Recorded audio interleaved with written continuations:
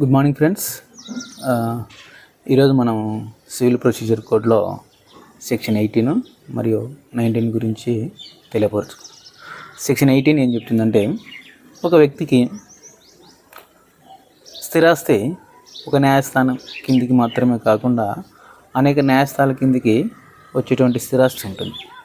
అలాంటప్పుడు ఆ వ్యక్తికి ఏదన్నా స్థిరాస్తికి సంబంధించి దావా వేసుకోవాలా అని అనుకున్నప్పుడు ఏ న్యాయస్థానంలో వేసుకుంటాడు అనే దాని గురించి సెక్షన్ 18 తెలియపరుస్తుంది. అయితే దీనికి ఏ న్యాయస్థానంలో నువ్వు వేసుకోవచ్చు, అది నీకు అర్హత ఉంది.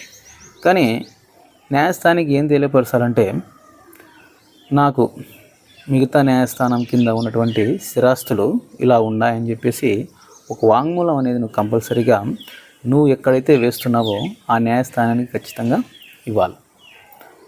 అప్పుడు ఆ యొక్క న్యాయస్థానము నీ యొక్క వాంగ్మూలాన్ని స్వీకరించి విచారించి తీర్పును వెల్లడిస్తుంది. అది సెక్షన్ 18 చెప్తుంది. మరియు సెక్షన్ 18లోనే సబ్ సెక్షన్ 1 ఏం చెప్తుందంటే, ఒకవేళ నువ్వు న్యాయస్థానానికి వాంగ్మూలం ఇచ్చిండు, నీకు తీర్పు వ్యతిరేకంగా వచ్చింటుంది, అప్పుడు నువ్వు పైకోర్టుకు అప్పీల్ చేసుకొని, నాకు న్యాయస్థానము అర్హత లేదు, ఈ న్యాయస్థానానికి నాకు తీర్పు వెల్లడించింది, దీన్ని రద్దు చేయండి అని అడగడానికి నీకు అర్హత లేదు. అది అక్కడ నువ్వు ఇబ్బంది పడాల్సి వస్తుంది. ఖచ్చితంగా నువ్వేం చేయాలంటే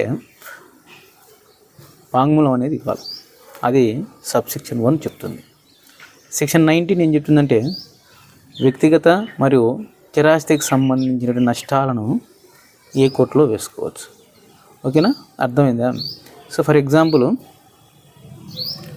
ఏ అనే వ్యక్తి కలకత్తాలో నివసిస్తుంటాడు, బి అనే వ్యక్తి ఢిల్లీలో నివసిస్తుంటాడు. అప్పుడు బి అనే వ్యక్తి ఏం చేస్తాడంటే, ఏ అనే వ్యక్తి దగ్గర వచ్చి వ్యక్తిగతంగా కానీ లేకపోతే స్థిరాస్తి పరంగా కానీ అతన్ని నష్టపరిచిండొచ్చు.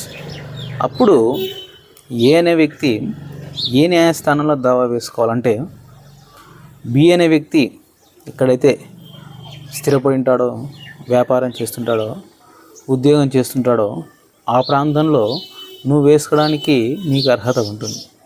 మరియు నువ్వు నివసించే ప్రాంతంలో కూడా దావా వేసుకోవడానికి అర్హత ఉంటుంది అని చెప్పేసి సెక్షన్ 19 తెలియపరుస్తుంది.